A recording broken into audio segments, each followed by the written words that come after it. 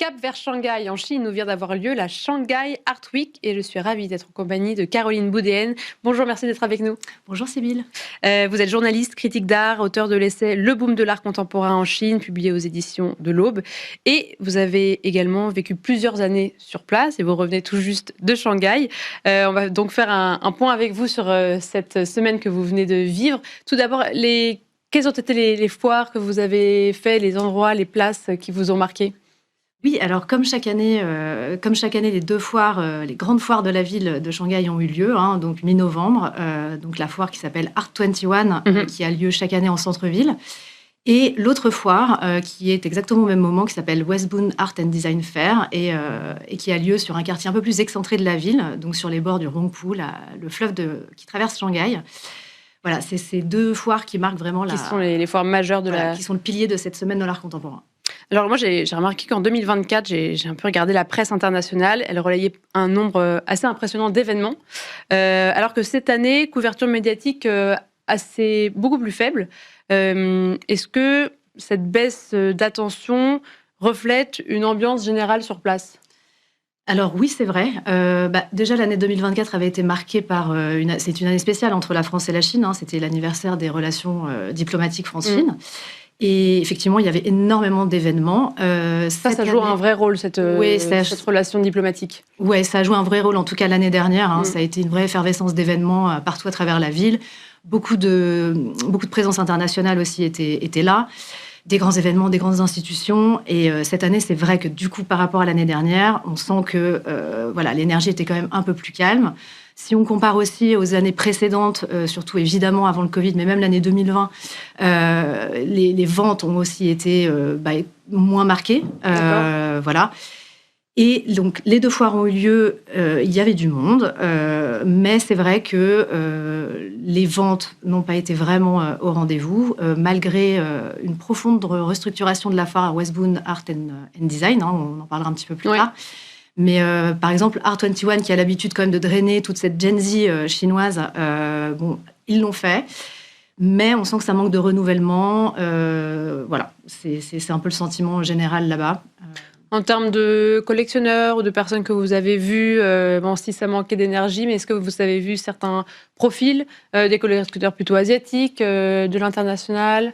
Alors, beaucoup de collectionneurs asiatiques, effectivement, beaucoup de privés surtout, très peu, je pense, d'institutionnels. Et niveau international, à part quelques membres de l'équipe du LACMA à Los Angeles, ça n'a pas été très marqué comme ça a pu l'être précédemment, justement, lors de ces grands événements, qui avaient même marqué aussi surtout le Westbound, qui avait été l'ouverture du Centre Pompidou, etc., où là, évidemment, ça draine évidemment beaucoup plus d'intérêt global. Voilà. Et en termes d'esthétique, on est toujours sur... vers quelle évolution ça prend ? Est-ce que c'est quelque chose qui est déjà destiné donc, à ces collectionneurs asiatiques qui viennent ? Et qu'est-ce qui leur plaît ? Qu'est-ce qui est présenté ? Alors, je dirais que là, les propositions, en tout cas sur les foires, ont été très classiques, finalement. Des propositions, je dirais, d'art plutôt international aussi, Mais c'est vrai que si on prend un peu le profil désormais des collectionneurs chinois, ce qui était déjà une tendance des dernières années, on est moins sur de l'investissement financier et beaucoup plus sur du choix personnel. Ça, c'est important de le dire parce que c'était déjà là il y a quelques temps et là, ça se confirme. Et l'intérêt est de plus en plus réfléchi. Donc, c'est dur de dire si des collectionneurs chinois achètent des artistes chinois, par exemple. Mais c'est ce qui marque aussi, je pense, le frein aussi un petit peu dans les ventes. Les gens se donnent beaucoup plus le temps de la réflexion. Et voilà. Et après, dans l'intérêt esthétique, je dirais qu'il y a beaucoup plus d'appétence pour des œuvres un petit peu plus technologiques. Des œuvres aussi qu'on peut s'approprier et aussi très marquées par le côté artisanat d'art, tout ce qui peut être matière, textile, ce genre de choses. Des œuvres qu'on peut s'approprier, c'est des œuvres qui vont plus correspondre à la culture présente ou Alors non, des œuvres qu'on peut vraiment s'approprier. Par exemple, j'ai en tête des artistes présentés à la Art Plus Shanghai Gallery qui récupèrent des anciens matériaux électroniques, qui en font des œuvres d'art, dans lesquelles on peut plugger sa propre musique, par exemple. Et ça, c'est un gros succès. Ah oui, donc des œuvres interactives, etc. Voilà. Ok. Et donc, alors, vous parliez du Westbound Art and Design qui était totalement repensé. C'était à quel niveau ? Alors, géographiquement, déjà, il y a... avant le Westbound Art and Design, c'était 2 grands espaces dédiés dans un ancien hangar à avions, puisque c'est un ancien aéroport, là où la foire est située. Cette année, grande restructuration de la foire, mais ensuite du quartier. Donc la foire, elle, était divisée en 4 espaces, dont l'un, donc la fameuse halle qui abritait les galeries principales les années précédentes, s'est retrouvée être un lieu dédié à des projets monumentaux, des grandes installations. Et à l'intérieur de celle-ci, une plateforme de design, de design de collection, qui a sans doute été la partie la plus fraîche de la semaine, avec une présentation assez pointue de collectible design. Et les autres, alors les parties galerie principale et d'autres projets spéciaux ont eux été redistribués dans 3 autres endroits différents. Les 3 sont neufs, donc construits cette année.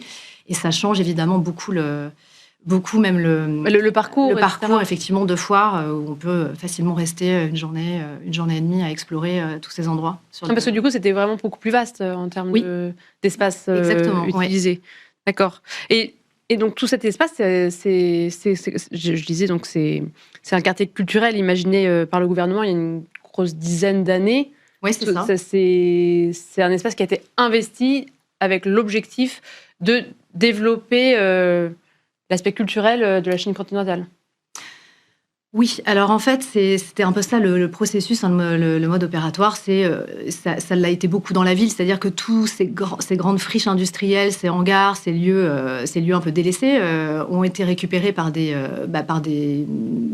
musées, des centres d'art, des initiatives privées, des galeries, etc. Ça s'est produit dans d'autres secteurs de la ville, et le Westbound, évidemment, a fait partie de cette opération, avec le Centre Pompidou aussi qui y est arrivé, Tank, beaucoup de galeries. Effectivement, c'était devenu, depuis 10 ans, le pôle culturel de la ville. Enfin, je dirais le nouveau pôle culturel de la ville. Il y en a eu d'autres avant. Hein. Et puis, là, évidemment, depuis 1 an, grande restructuration. Hein. C'est assez brutal, hein, d'ailleurs, quand on y pense. Ça s'est joué sur 1 an. La plupart des galeries ont été sommées de partir. Des institutions aussi. Il ne reste que le Centre Pompidou, et puis Tank Shanghai, qui est juste à côté. Ouais. Et de grandes entreprises de tech sont arrivées, donc ont pris possession de beaucoup de lieux, mais pas que. Il y a aussi c'est devenu un quartier résidentiel en fait, et très lifestyle, avec des restaurants, des marques. Voilà. Mais c'est un peu comme ça que ça se passe, et en général dans Shanghai. Donc c'est effectivement un changement de modèle. Mais c'est quelque chose qui correspond de toute façon à la dynamique de la ville. Oui, c'est ça, le côté, l'ADN de la ville, à chaque fois, vous disiez dans votre livre que vous arrivez quelque part, 6 mois plus tard, il y avait quelque chose d'autre. Les choses bougent tout le temps. Voilà, c'est ça en fait. Il y a jamais... En fait, ça bouge tout le temps. L'immobilier, la pression immobilière redistribue les cartes à chaque fois. Et ce qui fait qu'en fait, la ville a toujours eu elle est polycentrique en termes de quartier culturel. On ne peut pas se dire que ce quartier-là sera le quartier culturel de Shanghai pendant 25 ans, ça n'existe pas. Enfin, oui. Voilà. Donc c'est le jeu un peu des. C'est pas un état d'esprit chinois en fait, tout simplement. Non. Oui. Et du coup, ça s'est ressenti au sein de la foire, cette nouvelle infrastructure, ce nouvel environnement qui est moins culturel. Oui, d'ailleurs, c'était pas désagréable non plus, parce que le Westbound, au tout départ, était donc réservé aux galeries et centres d'art, et il y avait très peu de cafés, de restaurants, etc. Donc en fait, le moment de l'année où il y avait cette foire, c'était très fréquenté, très apprécié. Mais le reste de l'année, en réalité, il n'y avait pas grand monde sur cette portion-là. Et finalement, les gens qui venaient ici étaient plutôt des gens qui venaient se promener le week-end, en famille, etc. C'est le long des berges, c'est agréable. Faire du sport, il y a des jeux, etc. Ensuite, quand on est quand on est professionnel, c'était très compliqué quand même de faire venir des collectionneurs le reste de l'année. Là, c'est quand même différent. Alors, évidemment, là, il y a presque plus d'institutions culturelles et ça s'est retransformé complètement. Mais c'est vrai que en période de foire, par exemple, c'est ce que je disais au tout départ, on peut passer une journée ici, c'est très agréable. Oui. On peut manger, s'arrêter, prendre son temps, revenir. Avant, c'était quand même c'était un petit peu plus rude pour parcourir tout ça. Et peut-être aussi l'opportunité de créer des nouvelles dynamiques, surtout que dans votre livre encore, vous parlez beaucoup de l'aspect événementiel, happening, que les Chinois aiment beaucoup. Peut-être que justement plus de restaurants, mêler tout ça avec des galeries, etc. Donc peut-être un peu moins de galeries, mais mélanger tout ça, peut-être que ça fait quelque chose aussi qui est plus adapté à la population chinoise? Oui, absolument. Moi, je pense que ce n'est pas parce qu'il n'y a plus de galeries en dur dans ces quartiers-là qu'il ne se passera rien. Ça a toujours été aussi un principe d'hybrider l'art dans la vie quotidienne en Chine. Moi, je l'ai vu, d'où l'idée du livre d'ailleurs, de se dire qu'il y avait de l'art partout.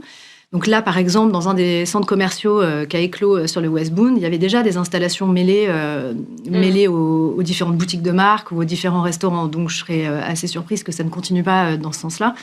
Et ce qui caractérise effectivement bien la ville. Est-ce qu'on sait où ces galeries-là qui sont parties du West Bund vont? Est-ce qu'il y a un nouveau quartier culturel qui va être pensé? Est-ce qu'il y en a un précédent qu'elles rejoignent?